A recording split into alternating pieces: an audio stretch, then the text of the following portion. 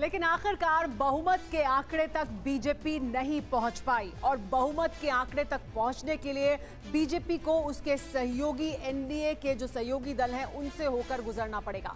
ऐसे में यह कहा जा रहा है कि एनडीए में दो नेता हैं जो बहुत बड़े राजनीति के धुरंधर भी हैं, उनके हाथ में चाबी है, वो किंग मेकर की भूमिका में हैं।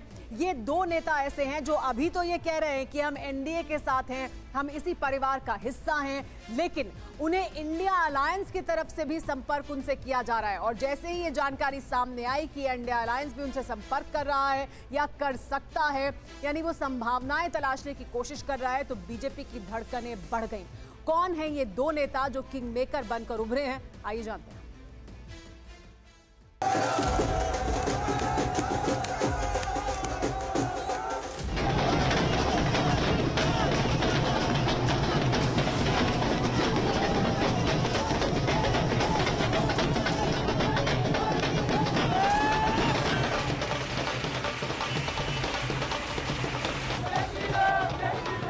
जीत का जश्न भी है, खुशी भी है, लेकिन ये जीत बीजेपी के लिए आधी अधूरी है। इस जीत में एक कसक है, वो कसक है बीजेपी का बहुमत का आंकड़ा नहीं छू पाना। ऐसे में बीजेपी सरकार बनाने के लिए एनडीए के सहयोगी दलों पर निर्भर है, जिसमें सत्ता की चाबी तो ऐसे चेहरों के पास है जो गेम पलटने में माहिर हैं। नीतीश कुमार, चंद्रबाबू नायडू। सुशासन बाबू ने फिर साबित किया है, बिहार में नीतीश कुमार है, यानी बिहार की सत्ता के सबसे बड़े चेहरे और खिलाड़ी। इसलिए जब 2024 चुनाव में बिहार के नतीजे आए तो सोशल मीडिया पर जेडीयू का पुराना पोस्टर वायरल हुआ जो कहता है नीतीश सबके हैं। अब इस पोस्टर के मायने क्या है, इसे समझना मुश्किल नहीं। सत्ता में नीतीश का रास्ता बीजेपी के साथ खुला, लेकिन 2024 चुनाव से पहले उन्हीं की पहल पर इंडी गठबंधन अस्तित्व में आया। इस तरह नीतीश कुमार की राजनीति और उस बंगले में झांकने के अभ्यस्त है। बहरहाल बिहार के आंकड़ों में नीतीश कुमार की पार्टी जेडीयू और बीजेपी की सीटें बराबर हैं। एलजेपी आरवी को 5 सीट, आरजेडी को 4 और कांग्रेस को 3 सीट। इसके अलावा 1 सीट हिंदुस्तानी आवामी मोर्चा को मिली है। इसी तरह आंध्र प्रदेश में टीडीपी की बीजेपी के साथ मिलकर सत्ता में वापसी हुई है, यानी चंद्रबाबू नायडू का जादू फिर चला है। साथ ही लोकसभा की 25 सीटों में से टीडीपी को 16, वाईएसआरसीपी को 4, बीजेपी को 3 और जेएनपी को 2 सीट मिली है। अब सवाल उठ रहा है कि कैसे नीतीश कुमार नायडू सरकार बनाने में अहम रोल अदा कर सकते हैं। यहां एक बात और गौर करनी जरूरी है, नीतीश की राजनीति की खासियत के अलावा चंद्रबाबू नायडू की सियासत का मिजाज भी जुदा है। वो कभी बीजेपी विरोधी थे, फिर वो एनडीए संयोजक बने, फिर उन्होंने मोदी काल में एनडीए का साथ छोड़ा, फिर सबसे पहले देश भर की सियासी पार्टियों को जोड़ने की कोशिश करने वाले बने, लेकिन उनका यह प्रयास कामयाब नहीं हुआ। अब फिर वो बीजेपी के साथ हैं। ऐसे में जब बीजेपी को अपने दम पर बहुमत नहीं है और सरकार बनाने के लिए बहुमत का आंकड़ा 272 है, जबकि बीजेपी को 244 सीटें मिली हैं, जो बहुमत से 28 कम है। इस 28 सीट का जुगाड़ टीडीपी की 16 और जेडीयू की 12 सीट से होगा। ऐसे में कहना गलत नहीं होगा कि नीतीश कुमार और चंद्रबाबू नायडू किंग मेकर की भूमिका में होंगे। हालांकि दोनों एनडीए का हिस्सा हैं, लेकिन इंडिया अलायंस भी अपने पाले में लाने की कोशिश में जुट गया है। राजनीति में कुछ भी संभव, कोई सबसे बात करते हैं तो उसके लिए कुछ नहीं कहा जा सकता, क्योंकि इनकी निर्भरता नीतीश कुमार और जो है चंद्रबाबू नायडू पे है मुख्य रूप से। तो और इसके लिए जो है ये बहुत एक उनके लिए बहुत ये मतलब ऐसा संदेश है जनता का कि भाई तुम्हें हमने नकारा है। भाजपा के पास बहुमत नहीं है देश के अंदर। अगर एनडीए गठबंधन में देखें, 2 मुख्य पार्टियां हैं। एक पार्टी है आंध्र प्रदेश से टीडीपी, चंद्रबाबू नायडू। दूसरे एनडीए के अंदर नीतीश कुमार जी हैं, जिन्होंने इस बार घूम करके देश भर में नरेंद्र मोदी जी के खिलाफ अभियान चलाया। ये दोनों नेता हैं, देश के लोग उनसे उम्मीद कर रहे हैं कि सही समय पर सही फैसला लेंगे। कहा तो यह भी जा रहा है कि शरद पवार ने नीतीश कुमार और चंद्रबाबू नायडू से फोन पर बात भी की। मेरी बातचीत खाली 2 लोगों के साथ हो गई, खड़गे साहब एंड सीताराम येचुरी, और वो अन्य साथियों के साथ बातचीत करेंगे और फिर हमें संदेशा देंगे कि दिल्ली में मिलना है या नहीं। हो सकता है कि कल मिलने की स्थिति पैदा हो सकती है। सियासी हलकों में चर्चा है कि नीतीश कुमार को डिप्टी पीएम और चंद्रबाबू नायडू से आंध्र प्रदेश को विशेष राज्य का दर्जा देने का वादा किया गया है। हालांकि शरद पवार की तरफ से इस पर कोई प्रतिक्रिया नहीं आई है। उधर कांग्रेस के वरिष्ठ नेता भी नीतीश कुमार और चंद्रबाबू नायडू से बात कर सकते हैं। इसके लिए दिल्ली में बुधवार को इंडिया अलायंस की मीटिंग होनी है, जहां बड़ा फैसला लिया जा सकता है। हम एक कोalition के भाग हैं, ठीक है।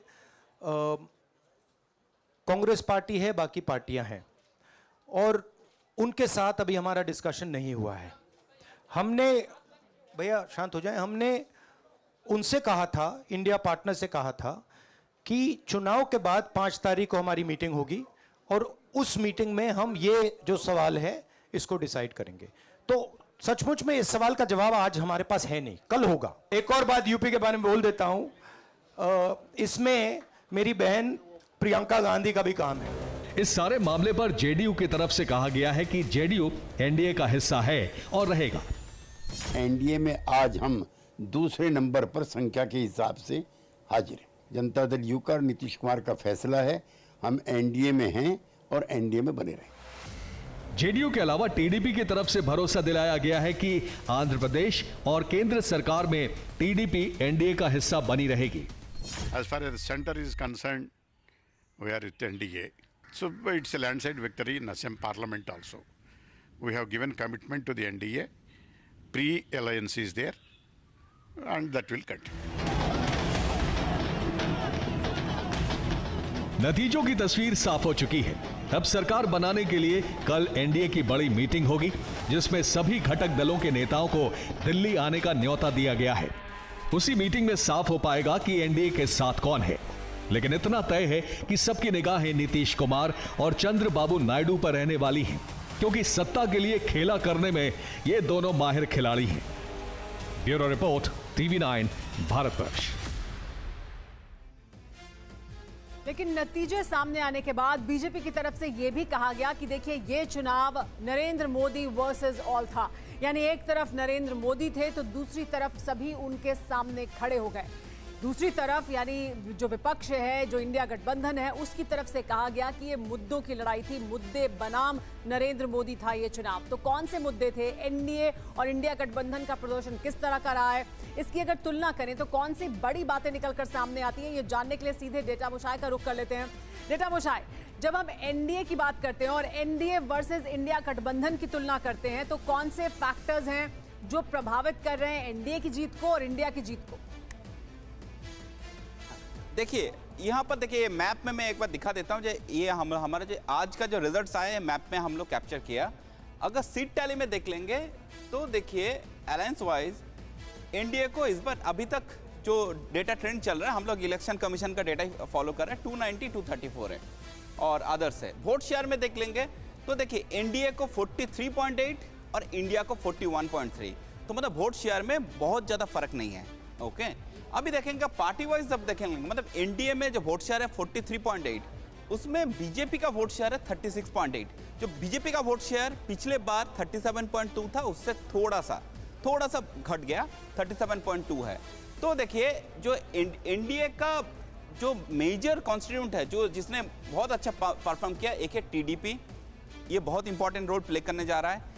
एक होगा आपका जेडीयू, ये दोनों पार्टी बहुत ही इंपॉर्टेंट है। और देखिए बहुत इंटरेस्टिंग है, देखिए पिछले बार 2019 अगर इलेक्शन देखेंगे तब टीडीपी ये अलायंस में नहीं था, मतलब टीडीपी बीजेपी के साथ अलायंस में नहीं था, और जेडीयू यूपी अलायंस में चला गया था, मतलब इंडिया अलायंस में था, फिर इंडिया अलायंस से फिर से बैक करके आया।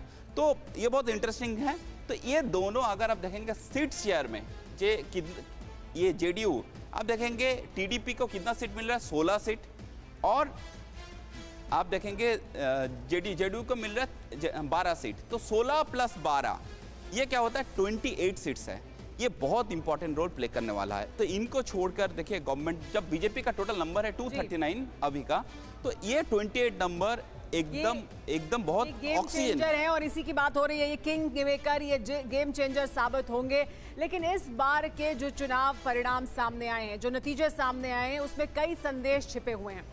उसमें एक बड़ा संदेश जो विपक्ष को, जो इंडिया गठबंधन को दिखाई दे रहा है, उनका ये कहना है कि ये ब्रांड मोदी की हार है, क्योंकि ये पूरा चुनाव प्रधानमंत्री नरेंद्र मोदी के नाम पर लड़ा गया। वहीं इस चुनाव के लिए बीजेपी के लिए, एनडीए के लिए मुख्य कैंपेन करने वाले स्टार प्रचारक थे, और क्योंकि ये उनके नाम पर लड़ा गया चुनाव है, इस वजह से जो चुनाव के नतीजे हैं, दरअसल ये प्रधानमंत्री नरेंद्र मोदी की हार है, उनके ब्रांड की कमजोरी है। ये रुख इंडिया गठबंधन का है। लेकिन वहीं बीजेपी इसके उलट दावे कर रही है। वो ये कह रही है कि तीसरी बार सत्ता में वापसी कर रही हैं